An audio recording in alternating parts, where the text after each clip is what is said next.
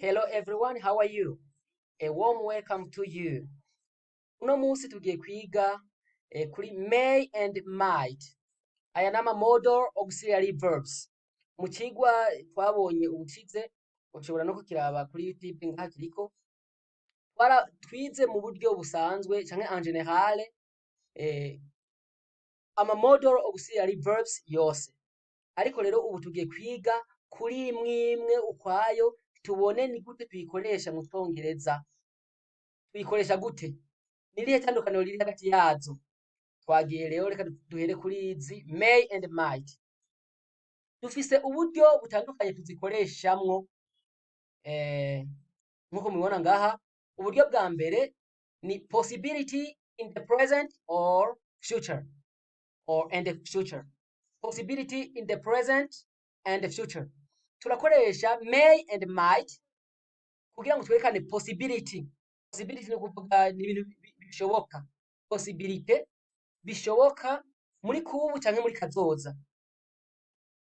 Aha twanditse ngo we use may for a strong possibility and might for a weaker possibility. Ni ukuvuga ngo iyo turiko turakoresha may and might hari igihe usanga zifite insiguro imwe. Kenshi native speakers, abantu ururimi rwabo ari Icongereza, sometimes barazikoresha zigafita insiguro imwe 100% zikaba zisigura kimwe. N'igihe bazikoresha ugasanga insiguro iratandukanye. Rero insiguro zitandukanye gute? Icyambere cyo mwomenya may and might iyo tuzikoresha ni ukuvuga ni igihe tuba turiko turerekana ko amachance agera ko 50% gusa. 50% y'amachance ntabarenga 50%. Reka tubirabe ngaha mu burorero no tubibona neza. Example, he may eat bread. Ni ukuvuga tuvuze ngo he may eat bread, turi sure, we are not sure. Ashobora kurya uwo mukate canke ashobora kutawurya. Ni ukuvuga amachance yuko awurya canke ko atawurya ni 50%. Ko awurya ni 50%. Hanyuma tuvuze ngo he might eat bread. Nongaha amachance ni 50% nyene. Ashobora kuwurya canke ntawurye. Mugabo may iri strong, ni ukuvuga niyo umenga amachance abasumba gato might. Aho zose ziba ziri ku 50%. Ngira birumvikana cyane. Rero iyo tuvuze ngo he may eat bread, amachance ni 50%. Kubera iki? Ari 100% tuvuga tuti he eats bread. He eats bread. Iyo tuvuze ngo he eats bread, uravyumva ko nyene amachance ni 100%. Ararya umukate nyene arawurya. Yego ngira birumvikana cyane. Tuje kuri kabiri, dukoresha may and might for possibility in the past. Iyo turiko turerekana ibintu byari possible canke byashoboka muri kahise. Past possibility. Example, she may have gone to Gitega. She may have gone to Gitega. Ati yari kuba yaragiye Igitega. Ati iyo bimenya nk'akarorero. Ati iyo bimenya yari kuba yaragiye Igitega. Ni ukuvuga ico gihe ni possibility muri kahise yari kuba yaragiye. Rero iyo turiko turerekana past possibility dukoresha structure, dukoresha ni may plus have. Kuko murazi may to have nikibaho, naho uvuga mu Congereza ngo I may to go nikibaho, ni I may go. To ni kwigira tuyishiramo turayikuramwo. Rero structure ni may plus have plus past participle.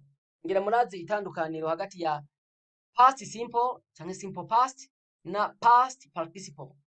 Uko to go muri simple past tuvuga went, hama past participle tuvuga gone. Rero she may have gone to Gitega, yari kuba yaragiye Igitega. Hanyuma akarorero ngaha naho dufise gakurikirani she might have gone to Gitega.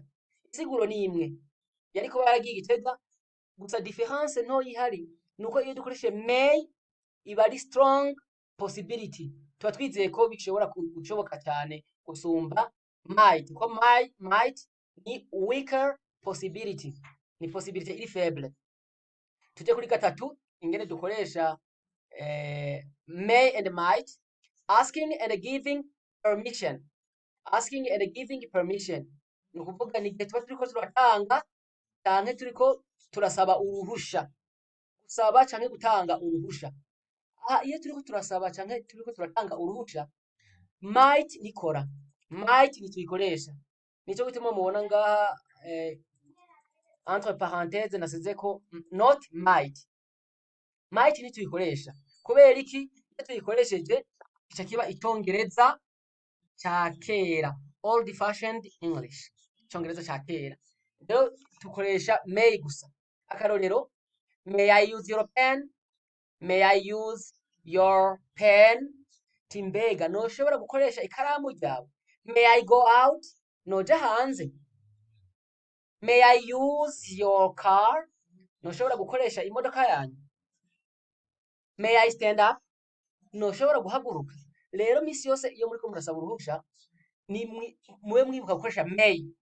Ni structure nziza cyane, tuzobona n'izindi dushobora gukoresha, ariko may niyo ya mbere, niyo kenshi dukoresha.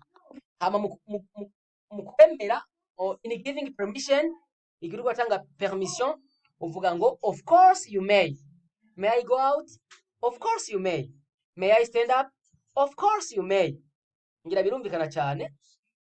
Hama kandi hari ikintu ngiye kubabwira, abantu ryo bari cyambere muje kuri chaine yacu ya YouTube, murabe aha hepfo gato y'iyi video, murabona handitse s'abonner. Ubwa mbere mubanza kubona izina Mwarimu Joseph. Mwarimu Joseph niko niyitwa. Ama ucuraba imbere ya Mwarimu Joseph, imbere y'iryo zina ucubona handitse subscribe. Mu Congereza habanditse subscribe, mu Gifaransa ni s'abonner. Muce muhafyonda. Hama kandi iyi video mukabona yabaryoheye, muze gusiga comment, mwongere mufyonde harya handitse j'aime canke like, kugira ngo izi video zacu benshi zibashikire bazibone. Ama kandi muce mwongera mugire na partage, share, to share, partager, kugira ngo muhe n'abandi tubandanye twigira hamwe icyongereza. Reka tubandanye kuri kane, expressing wishes. Dushobora kandi gukoresha may and might while we are expressing wishes. Ariko ngaha might ntituyikoresha naho nyene. Might ntituyikoresha kubera iki? Iyo turashobora kuyikoresha, mugabo iyo tuyikoresheje icyongereza kiba icyongereza cy'ukuri kiryoshye cyumvikana neza. Ngaha ntituyikoresha, dukoresha may gusa. Akarorero, imbere ko ndabaha akarorero, expressing wishes. Murazi iyo turiko turipfuriza abantu ibintu, hari abantu bipfuriza abantu ibibi n'abandi babipfuriza ibyiza. Rero ngaha ubu burorero bubiri natanze ngaha, hamwe nako kwipfuriza abantu ibyiza, akandi nako kwipfuriza umuntu cyangwa abantu ibibi. Akarorero, may God be with you. May God be with you. Aha ushobora kuvuga God. Abanyamerika bavuga God, mugo abongereza bavuga God. Rero ushobora kuvuga ngo may God be with you canke may God be with you. Bisigura mu Kirundi ngo Imana ibane namwe canke Imana ibane nawe. Nico kimwe. Hama akakarorero munsi kavuga ngo may he break his leg. May he break his leg. Aha mu Kirundi bisigura ngo arakavunika ukuguru. Arakavunika ukuguru. Murumva iki ni cipfuzo kibi ubwo kuripfuriza umuntu. Si byiza rero kwipfuriza abantu ibibi. Kwipfuriza ibyiza. Turashobora kuvuga ati may God be with you, may God bless you, may you prosper by leaps and bounds. Ati uragatera imbere cyane gose. May you prosper. May you be rich. Ibyo ni ibyifuzo byiza cyane. May you succeed in all your businesses.